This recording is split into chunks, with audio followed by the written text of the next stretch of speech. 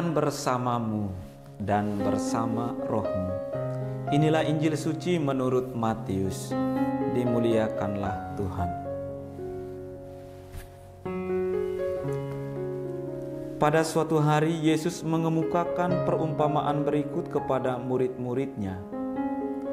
Hal kerajaan surga itu seperti seorang yang mau bepergian ke luar negeri, yang memanggil hamba-hambanya dan mempercayakan hartanya kepada mereka. Yang seorang diberinya 5 talenta, yang seorang lagi 2, dan seorang yang lain lagi 1, masing-masing menurut kesanggupannya. Lalu ia berangkat. Segera pergilah hamba yang menerima 5 talenta itu. Ia menjalankan uang itu dan memperoleh laba 5 talenta.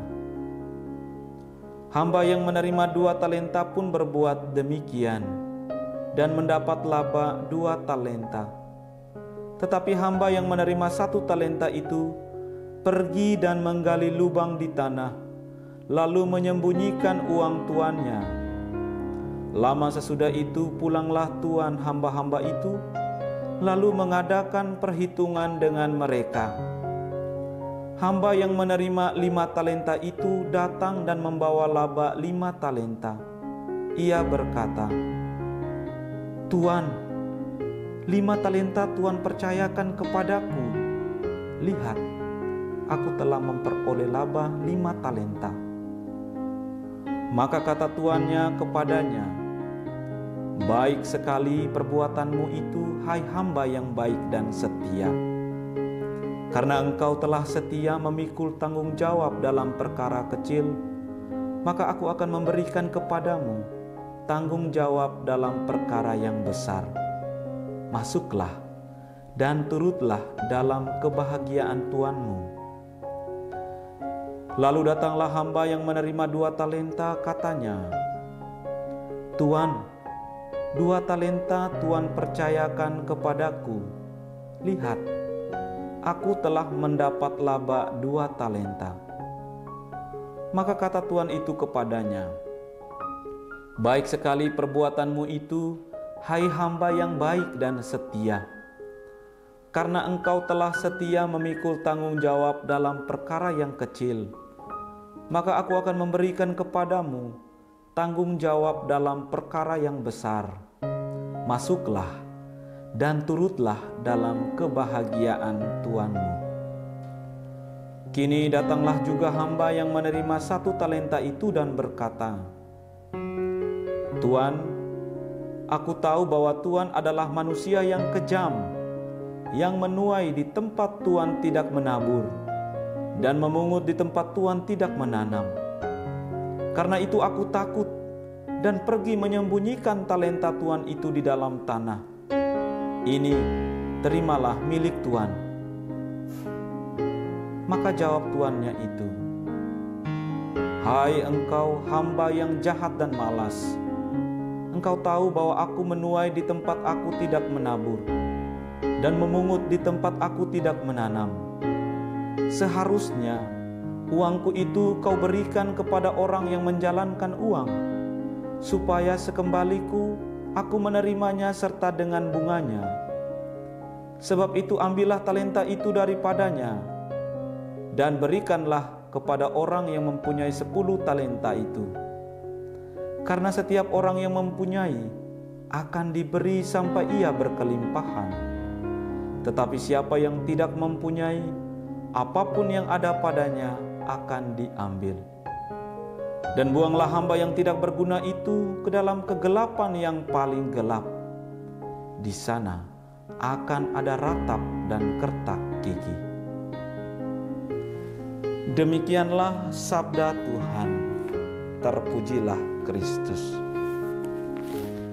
Saudara-saudari terkasih, khotbah kita pada Minggu Biasa ke-33, 19 November 2023 diambil dari khotbah edisi Menjemaat Oktober dengan judul Menjadi Hamba yang Baik dan Setia.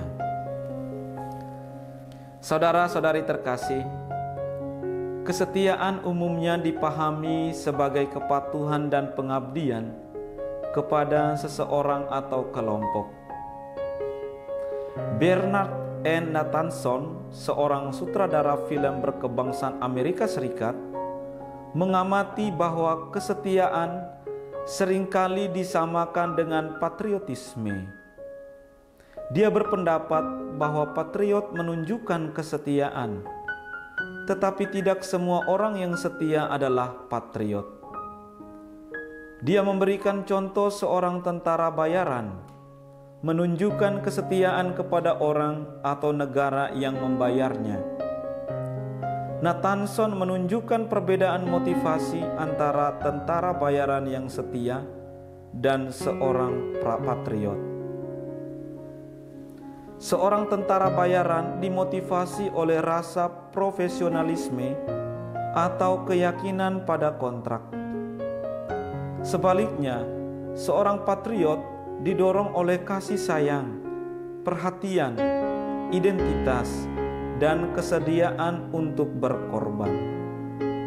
Kesetiaan menjadi daya gerak seseorang untuk melakukan tindakan kasih.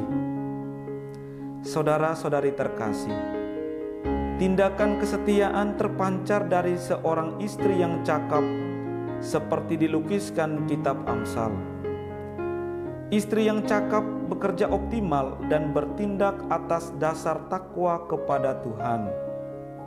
Seorang istri teladan melakukan pekerjaan sehari-hari dengan penuh tanggung jawab.